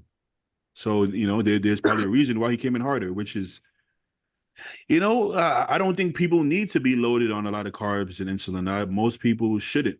I mean, especially when you load on insulin, the thing that's happening, that's a bad thing, is you come in full, but you start feeling real quick. And then right now, usually when it's close, you do 3, 5, 6 rounds. People flatten out, and there's nothing to show for it. Just water. You fade fast. You fade fast, and you sweat like a motherfucker. Yeah, I swear, you're right. You're right. Shit, when Nathan got with Bossa Outlaw, I didn't know who Bossa Outlaw was, but Nathan bought what I think was one of his best years ever. It's not, if not his best look and best year, because the name of we don't have to know your coach. He doesn't have to have 10 Olympias. It's irrelevant. It's what is he going to do for you at the end of the day? And sometimes the less popular you are, the better, because they actually pay attention to you. Yeah, sure. There's a lot of heads in this industry as well. Like you've got some, like you said, Boss of Outlaw, Stefan, he's great. There's a lot of great, Patrick Tour, a lot of great coaches out there. But in this industry, typically, you look at like the personality profile of a lot of coaches out there as well. And there's a lot out there that are, okay, maybe don't have the best morals and go, okay, well, this is my thing, in terms of coaching, where whether they think that's actually optimal or not, it might be slightly off optimal, but they're like, well, it sort of works for my marketing. You know what I mean? I'm the guy that can have you eating more food while you prep, but it's not optimal, but they're selling it as that. So you've got a lot of people out there with different interests in terms of coaching. You got people as well that just aren't insane in this industry, like Baidi. I remember on that last podcast, you said, ever since I did that, like that huge amount of edibles, you're like, I've always been a little bit off. I know, obviously you're joking, but there's a lot of people in bodybuilding that are a little bit off that will make very rash, weird decisions in terms of prepping, dieting, off-season stuff, a lot of weird shit out there. So sometimes you just need someone who's sane, knowledgeable, and that doesn't get too emotionally involved and isn't trying to run some sort of specific, I'm trying to sell you on doing, this specific way because it's, an ancestral diet, or it's this or it's that or whatever. Like you can have a blend of shit and it can still work, or you can, change things for different people's physique. Like if your thing is like, I put everyone on keto and that's it, it's the only thing, which I think a lot of people think Dave Palumbo does, which he doesn't. But if that's your thing, so if keto doesn't work for me, then it's the whole thing shit for me. But every coach is different, and different coaches work for different guys. Like we said, Samson works great with Milos in terms of putting on mass, but getting in condition, that's where it's sort of falling short. So yeah, I think it's a good time for him to sort of switch things up. But Stan, did we get your predictions for the Arnold? No, but I go the same with you. I would just I would swap Antoine and James, because I think Antoine got overlooked at the last one. But it's gonna be that was the one I struggled with, man. I literally struggled with that one because I'm like, oh, I probably would have had Antoine beating James, and that sounds harsh because it's like 2 spots difference. Yeah. And I think it was close. I would like to see them side by side on stage a little bit more, just to see that comparison, how it played out pre-judging finals. Yeah. But what about the best poser? I would have given that to Antoine too. For sure. Yeah. I think so. I think for sure. I think Samson's a great poser, but he did the same routine from last year. I thought Antoine's it was different. It was fun. The crowd got into it. It was charismatic. Huh? There was a story to it. It was his addiction story. That was awesome. I thought he should have won best poser. Super cool routine, man. And I love this pose he's about to hit as well, because the way you contort your body when you do those poses as well, he's really taken advantage of his shape, his physique, his posing, the way he flows into posing and slows it down, like the way he goes quick into that side chest and then slows it down, but then locks it. Like that stuff, you can teach it obviously, but you can tell it comes second nature to him, like the way he flows into poses, the slowing and speeding up. Like when you can do that, you can do any routine. He could walk out on stage and do a sick routine no matter what. Like he could improv it and it would look awesome, but he actually put the effort in. And I like to see guys that put the effort in to their routines and make an epic routine. I like to see them get rewarded because it makes it better for everyone. I watch this routine and I don't catch too many routines during my lives now, but I caught this and I was like drawn into it. I didn't want to even talk on my stream. I just wanted to sit there and watch it. Shit. When someone can do that. Even his face. Even down to his facial expressions. Look, he's nailing every grin, every smile, every emotion. He really put you look at, that's hard. No, it was head great. Goes up at right times, everything, you know.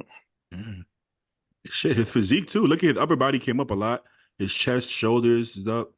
Everything is up. Yeah, you know. It looks weird to him like that. You're like, oh, his legs looks almost because you used to see his legs dominating. They're like, oh, they look almost normal because they fit. Yeah. His upper body came up a ton, I think, and it didn't. In the comparisons, for whatever reason, at prejudging, I didn't notice him. I noticed him, obviously, but I just didn't notice him as much, whether it was like the color or I just looked at the wrong times. Like when he hit his side chest, he'd be in the lineup with some guys with really full chests, and you notice his chest is a little bit down. But when you look at the whole physique, he really, overall, I think this is his best ever, and he really impressed me. And I honestly, Stan, I think you're probably right. I think he could definitely jump this weekend and potentially jump a few guys. Like he can beat Nakeem.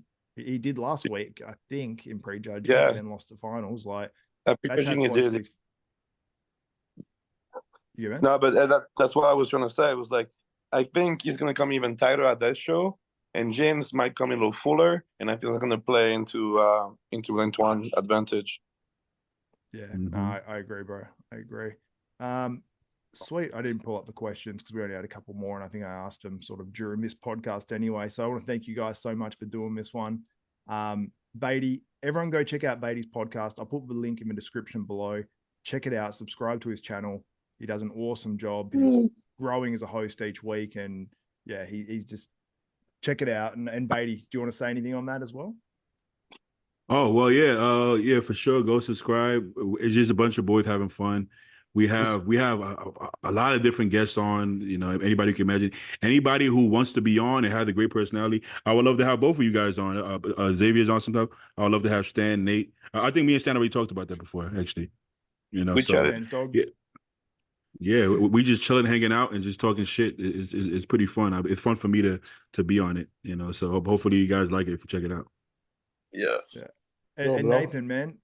Tell us about your gym. Tell us about everything that you want to promote, man. And Nathan, which shows are you doing again? Like, did you mention that on the last podcast we did? My fucking mind's not working. Yeah, Italy. You say Italy and Dubai, where the money's at. Okay, you got me. Italy and Dubai, bro.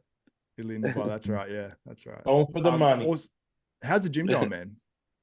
Good, bro. Good. You know, so getting a few new pieces in, picking up. Now just fucking hopefully opening this, you know, getting a few more locations for the next 2, and then see what happens, bro. Oh yeah.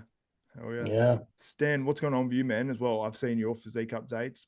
I didn't mention at the start of the episode, but have you got shows locked in? A show? Yeah, I'm doing Vancouver.